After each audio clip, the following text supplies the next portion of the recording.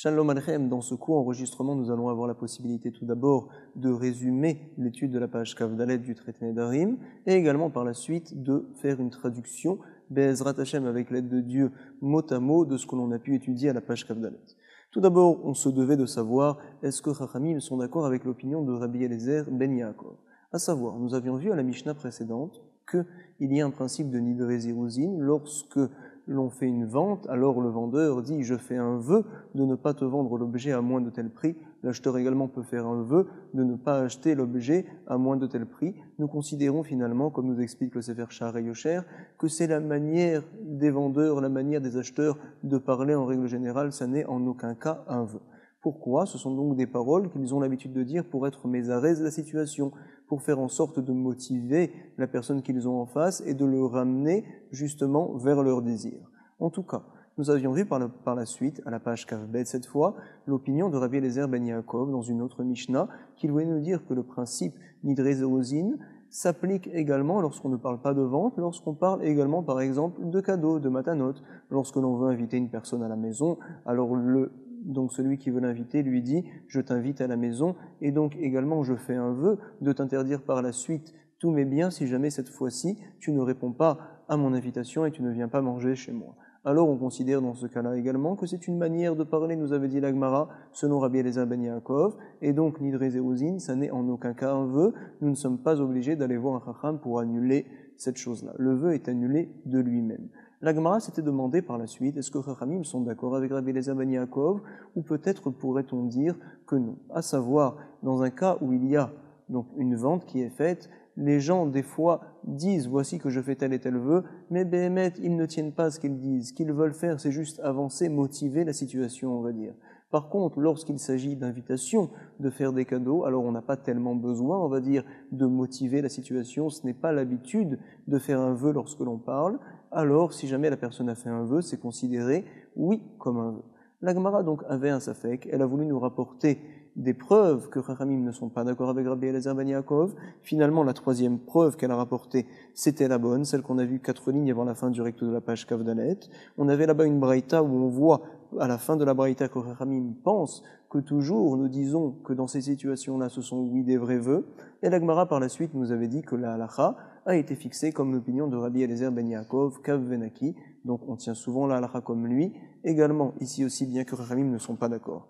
Nous avions vu également à la 5e ligne du verso de la page Kav Dalet une Mishnah qui nous parle cette fois de Nidre Havai, comme on l'avait cité au début du 3e Pérec, à savoir des Nedarim, une personne qui fait un Neder et qui dit des choses exagérées, c'est-à-dire par exemple je fais un Neder de m'interdire les fruits de tel et tel fruit, si jamais je n'ai pas vu une population telle qu'il y avait à la sortie d'Égypte, Keolé Mitzraïm, nous avait dit l'Agmara, nous avait dit la Mishnah.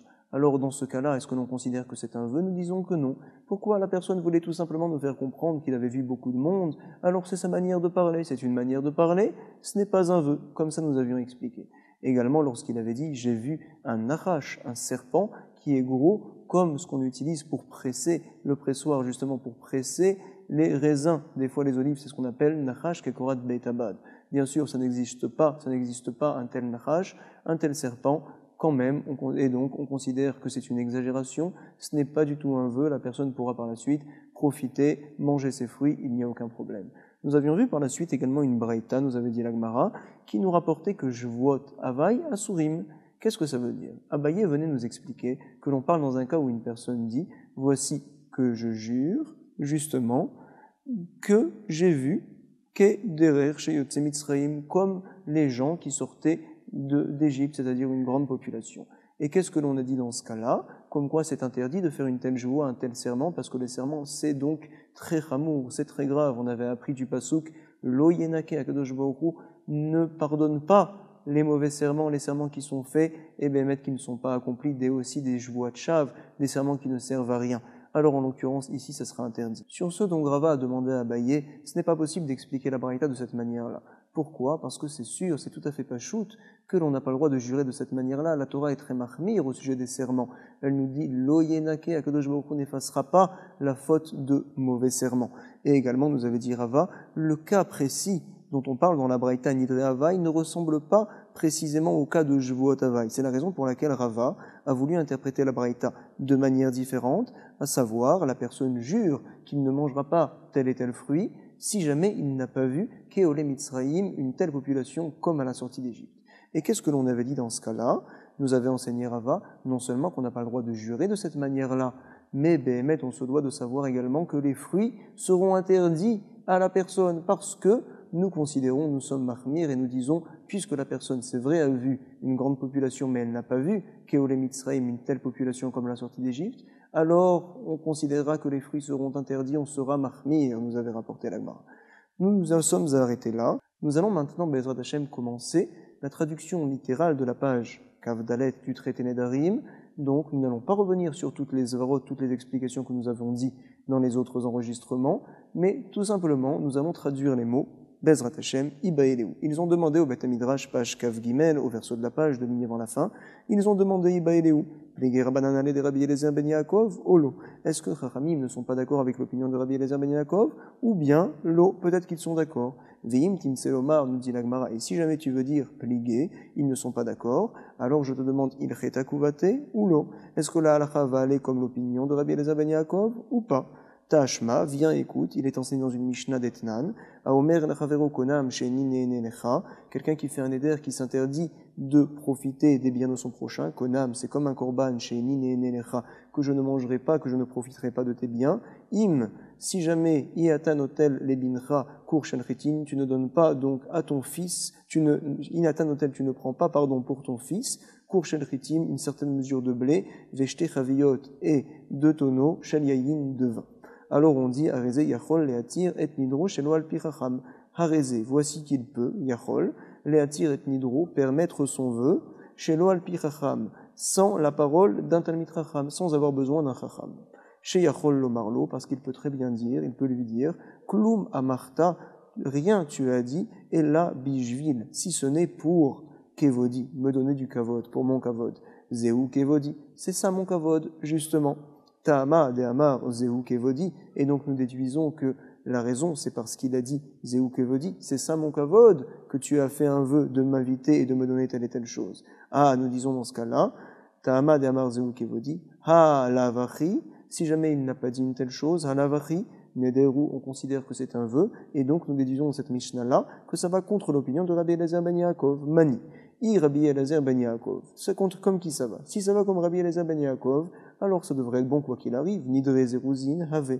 Et là, forcément, nous sommes obligés de dire Shma Mina, apprends d'ici. Les Rabbanan, allez, Chachamim ne sont pas d'accord avec Rabbi Eliezer ben Yaakov.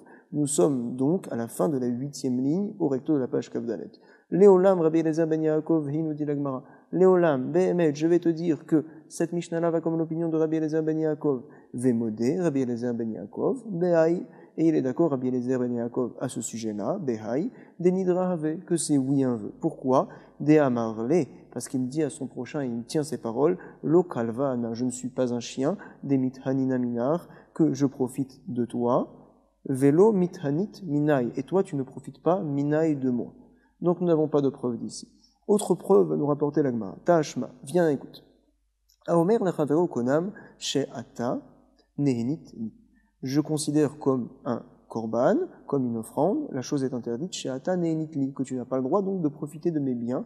Im i ata noten, si jamais tu ne donnes pas libni à mon fils, Kur shenritim, une certaine quantité de blé, veshte chaviyot shel yayin, et 2 tonneaux de vin. C'est le cas précisément inverse de ce qu'on en a vu précédemment. Rabbi Meir Omer, ad sheiten, Rabbi Meir pense, jusqu'à ce qu'il donne, il se doit de donner telle et telle chose, le vin et également le blé, sinon il ne pourra pas effectivement profiter de son ami.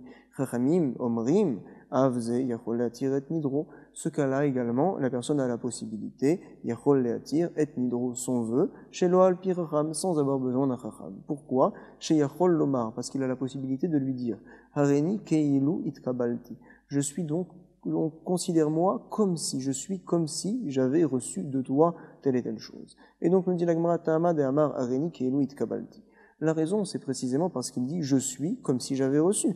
Ah, la varie. Par contre, si jamais il n'y avait pas cette svara-là, alors Nederu, je considérerais que ce serait oui un vœu. Donc on voit que ce n'est pas des Nidre Zeruzin, et nous apprenons d'ici que Chachamim sont cholek avec Rabbi Eliezer ben Yaakov. Mani, comme qui donc va cette braïta-là. Rabbi Eliezer ben Yaakov, si ça va selon son opinion, alors Nidre Zérosine avait, c'est un Nidre Zérosine, et quoi qu'il arrive, le vœu n'est pas un vœu, sans avoir besoin de quelconque svara.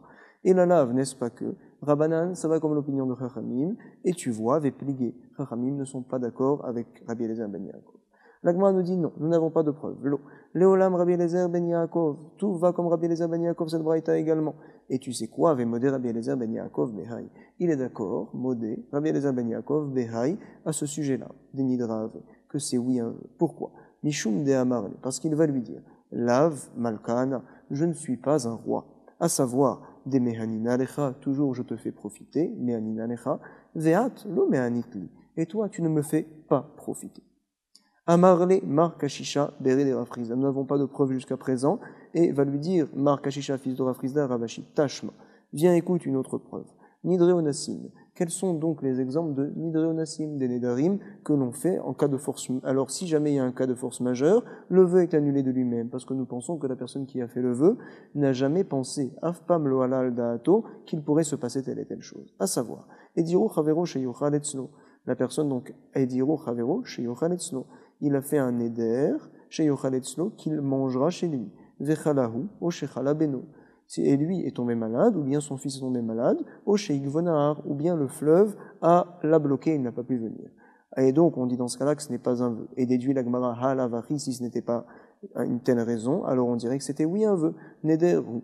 Donc, comme qui ça va, nous dit la Gemara, mani. Rabbi Eliezer ben Yaakov, si tu dis que ça va comme lui, alors Zérosine have, c'est donc Nidre Zérosine, ce n'est pas un vœu quoi qu'il arrive, nous dit la Gemara. Et la lave, n'est-ce pas que l'on parle donc, selon l'opinion de Chachamim, Rabbanan, et tu vois, Vépligué, qu'ils ne sont pas d'accord. Nous dit la Gemara, nous n'avons pas de preuve. Léolam Rabbi Eliezer ben Yaakov, ça va comme Rabbi Eliezer ben Yaakov. Et ici, Oumi Savrat, est-ce que tu penses des Hadré, Mezamna, les Zmina, que l'on parle dans un cas où le Mezamen, donc celui qui invite, fait faire un vœu aux éminas à celui qui est invité pour justement le pousser à venir manger chez lui, pour être mésarez auto, pour essayer d'accélérer le fait que l'autre va accepter de venir manger chez lui. Non. On parle dans notre cas ici. Des zmina, adré lamnezamna. C'est le zemina, celui qui est invité, qui fait faire un vœu à celui qui l'invite. Et forcément, celui qui l'invite, quoi qu'il arrive, voulait l'inviter à la maison. Donc, en aucun cas, il fait accélérer les choses. Quoi qu'il arrive, l'autre voulait l'inviter. C'est pour cela qu'on considère que c'est un vœu. Et donc, des amarle, mes amantni les seudater, la personne lui a dit, ah, tu m'invites les seudater à ton repas. Il lui a dit, oui, amarle in. Nader zealecha, ah, tu m'invites, c'est un vœu donc que tu prends sur toi? Il a dit oui. Venadar, il a fait un vœu. Et donc, nous disons par la suite, bien sûr, vechalahu, o shechalabeno, si jamais lui est tombé malade ou son fils est tombé malade, dans ce cas-là, uniquement dans ce cas, o sheikvonar, ou bien le fleuve a été meakev, auto l'a bloqué, alors, areelu nidreonassim, on dit que c'est donc des vœux avec des cas de force majeure, et donc forcément ce n'est pas un vœu. Et ou sinon, ben, ça serait oui un vœu. Donc nous n'avons pas de preuve. Tashma, viens, écoute, quatrième et dernière preuve, celle-là sera la bonne. Yeter alken amar Rabbi Eliezer ben Yaakov. Yeter alken, plus que ça a dit Rabbi Eliezer ben Yaakov, plus que la dernière Mishnah que l'on a vue. À savoir, un autre cas cette fois. Aomer lechavero konam shanine enelecha. Quelqu'un qui dit à son ami, donc je considère konam, c'est interdit comme une offrande, shanine enelecha, au sujet de profiter de tes biens. Im iata mit areach etzli. Si jamais tu ne viens pas être invité, mit areach etzli, chez moi. Vetochal imipat, et tu mangeras donc avec moi du pain chama chaud. Vetishte imi kos ramin, et tu viendras boire à la maison chez moi donc un verre chaud de boisson chaude. Vehala ikpid kenegdo, l'autre hala donc ikpid kenegdo, il n'a pas voulu, il a été makpid, il a tenu le fait de ne pas venir chez son prochain. Af elou nidre zerosine, on dit dans cette braïta-là, ceux-là aussi également sont considérés comme nidre zerosine, ce n'est pas des vœux, et il est enseigné très important à la fin de la braïta, velo hodulo chachamim. Les chachamim n'étaient pas d'accord avec les paroles de Rabbi Eliezer ben Yaakov. Et la Gemara propose, maï lav, n'est-ce pas? Maï lo hodulo chachamim. Ça veut dire quoi? Lav, n'est-ce pas que Chachamim n'était pas d'accord, même dans le premier cas qu'on a cité dans la Mishnah, la page Kavbet, Deafilu Bekamaita, même dans le premier cas, nous dit la Gemara, nous sommes au verso de la page Kavdalet. Veshma Mina, apprend d'ici donc, Peligé Rabbananale, que Chachamim ne sont pas d'accord avec Rabbi Eliezer ben Yaakov. Shma Mina, nous tenons une telle chose, écoute, apprends d'ici. Maï Have Allah, demande la Gemara, Maï Have, qu'est-ce qu'il est Allah sur ça? C'est-à-dire, comment nous allons tenir la halakha? Tashma, viens, écoute, nous a enseigné Ravuna, Dama Ravuna. Halakha qui Rabbi Eliezer ben Yaakov, la halakha est fixée comme lui. Et ainsi, Vechen Amar Ravada Barava, à savoir, la halakha va comme Rabbi Eliezer ben Yaakov. Prochaine Mishnah, Nidre Havaï, des vœux, Havaï donc avec des exagérations.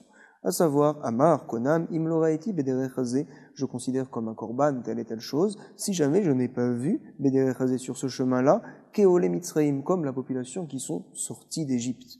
Imloraiti, Nachash, si jamais je n'ai pas vu un serpent qui Korat Betabad, comme justement le pressoir pour écraser les olives.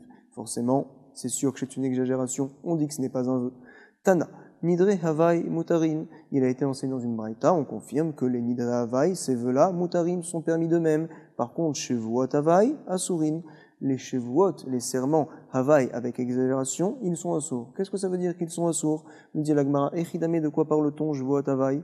Il est ma. Peut-être me diras-tu des Amar Shevuot, Imloraiti Bederechazé, je jure, si jamais je n'ai pas vu sur ce chemin-là. Nous dit l'Agmara Midram qui Amar. Ce n'est même pas une parole, ce n'est même pas un serment. On se doit de jurer de faire quelque chose, par exemple. Mais on ne jure pas si. Ça ne veut rien dire. Amar Abaye, première réponse de l'Agmara, de Amar Shevoa, Sheraiti. La personne jure qu'il a vu. Je jure que j'ai vu, donc, Keole Mitzraim. Amar les Rava, sur ce Rava n'était pas d'accord, il lui a dit, Imken, si c'est ainsi. La mal, il est mémar, qu'est-ce que tu viens me dire? Quelle est l'importance de m'enseigner une telle chose dans la Braïta? C'est tout à fait connu par tout le monde qu'on n'a pas le droit de jurer de telle manière.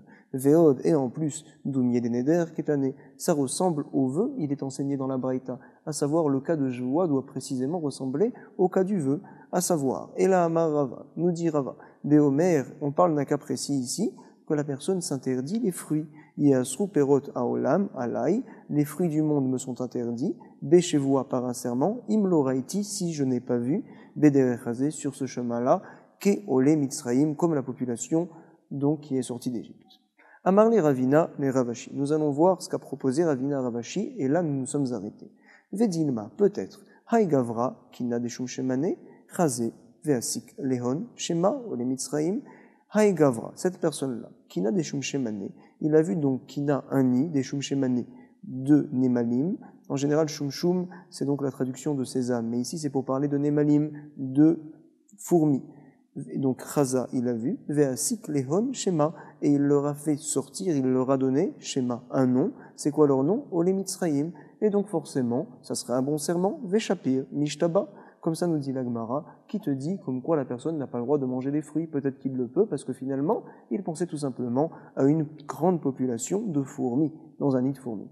En tout cas, j'espère que je ne vous ai pas noyé dans un nid de fourmis dans la traduction de cette Gemara-là, et au contraire, que tout était bien clair, et donc je vous souhaite beaucoup de Hatzlacha. Rendez-vous, Bezrat Hashem, pour la page Kaf Hei du traité Nedarim Kolto.